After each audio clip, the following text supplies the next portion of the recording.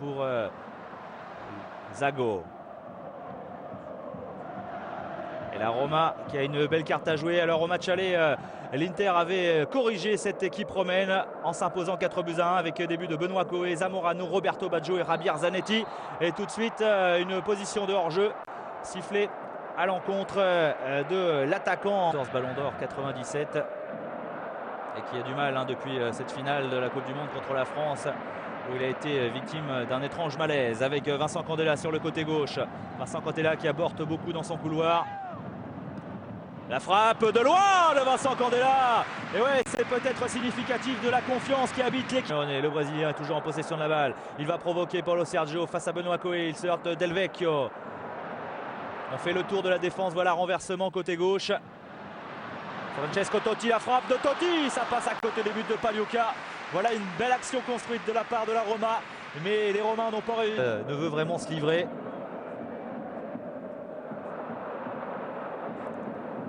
Avec Simeone.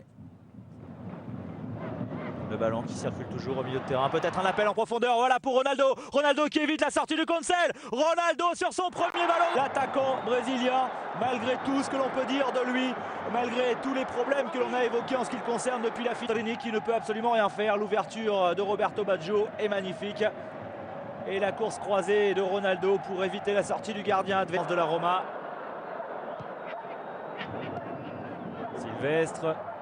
Roberto Baggio, la frappe de Roberto Baggio, elle était cadrée en pleine lucarne avec l'exploit de Michael Cancel, le gardien de la Roma. Roberto Baggio, il magnifie tous les ballons. Et cette déviation depuis l'ouverture du score de cette équipe interiste. Ronaldo est bien sûr surveillé, il y avait Michael Sylvestre qui était monté, Coé, Zanetti. Le coup de patte de Zanetti pour Roberto Baggio, que va-t-il distiller encore? Zamorano! Eh bien, Ivan Zamorano, même s'il faut le reconnaître, Zamorano, il n'avait pas encore le but tout ouvert. Il est allé s'arracher pour reprendre cette balle. Pour le plus grand plaisir, bien sûr, de Roy Hodgson, pour distiller les balles dont il a le secret. Reprise difficile néanmoins, avec Marco Quadrini. Quadrini dans la surface. Et Paulo Sergio qui a été accroché. Ou peut-être les conséquences des protestations romaines tout à l'heure. Alenichev. Et ouais, Paulo Sergio, effectivement, il est retenu par le maillot. Et c'est Michael Sylvestre qui a bloqué Lien. Francesco Totti face à Pagliuca. Il était cool le score. 2-1 après 25 minutes de jeu. On disait que la partie était crispée. Et depuis l'ouverture du score de Ronaldo, ça s'accélère. La Roma n'est plus qu'à une longueur de son... C'est terminé. On laisse des espaces et il y a des joueurs de tel talent également que la moindre erreur est exploitée. Avec un Roberto Baggio dans cette position, il y a toujours grand danger. Un petit peu à l'image d'Alessandro Del Piero pour la Juve.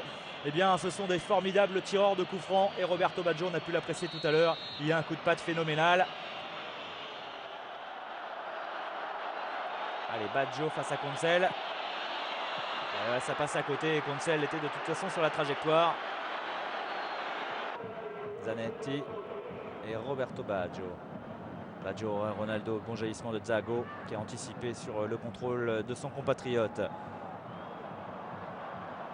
Et l'accélération pour Ivan Zamorano de Zanetti. Ivan Zamorano, oh que c'est beau! Cette petite balle piquée alors qu'il semble Venise, une victoire 6-2 de l'Inter. Et bien voilà, c'est la renaissance de l'Inter Milan alors qu'Aaron Winter est prêt à s'échauffer, semble-t-il. C'est ce que semble lui demander Roy Hodgson.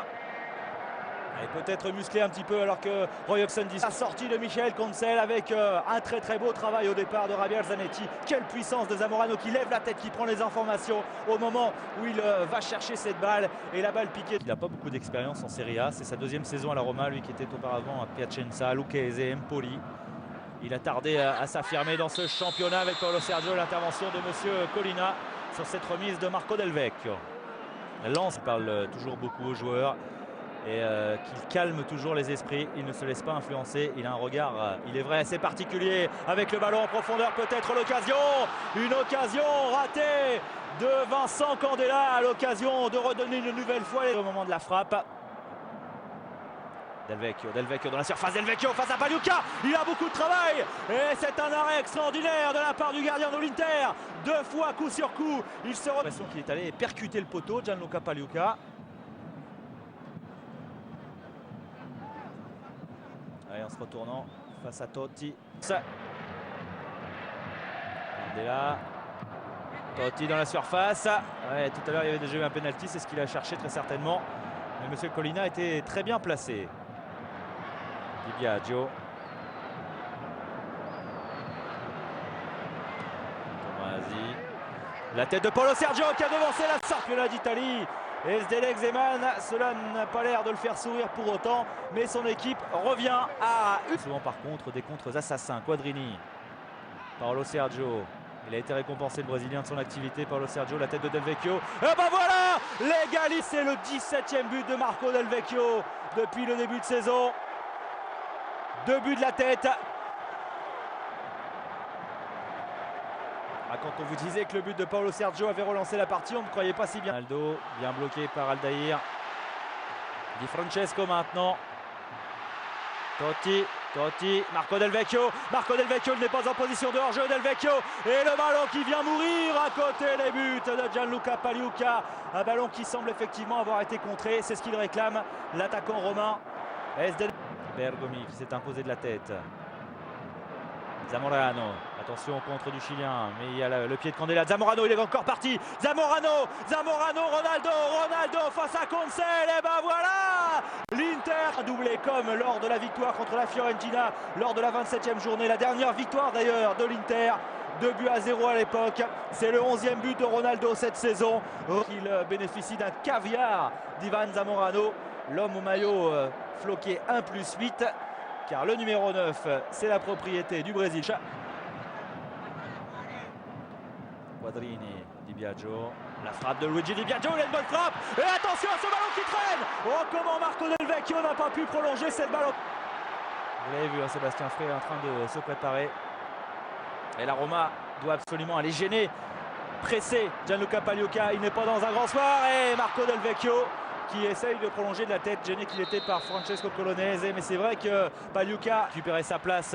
Michael Silvestre, il n'est plus sur son côté droit, et regardez, il est là, la bagarre avec Paulo Sergio qui protège bien sa balle. Le Brésilien qui emmène cette balle, c'est bien fait pour Di Francesco. Oh là là, j'ai cru qu'il y avait le 4 partout avec un travail exceptionnel de Paulo Sergio et Zebio Di Francesco. Derrière, gros danger avec un Paulo Sergio qui protège bien sa balle. Un râteau, une roulette et le ballon entre les... Tomic avec Quadrini qui monte de plus en plus sur son couloir droit. Tomasi, Paulo Sergio, Di Biagio en profondeur pour Candela. Et voilà le bel arrêt de Sébastien Frey. Il n'avait pas touché un ballon. Et ben Sébastien Frey, il justifie pleinement la confiance avec Di Francesco. Di Francesco, il n'a pas beaucoup de soutien. Di Francesco en appui sur Del Vecchio. Del Vecchio en pivot. Del Vecchio pour derrière Paulo Sergio. Le ballon qui traîne, Totti. Di Francesco, et ben voilà l'égalisation. La Roma ne peut pas perdre ce match, c'est pas possible. 2 buts tout à l'heure de retard, ils sont revenus à 3-3. Derrière, l'Inter en remarque un et une nouvelle fois, la Roma revient à 4 buts partout. Eusebio Di Francesco qui m'a collé au cœur de la défense. La défense de l'Inter a quand même quelques absences. Regardez, il n'y a personne, tout simplement. Bergomi, Silkef, Baggio, Michael Silvestre.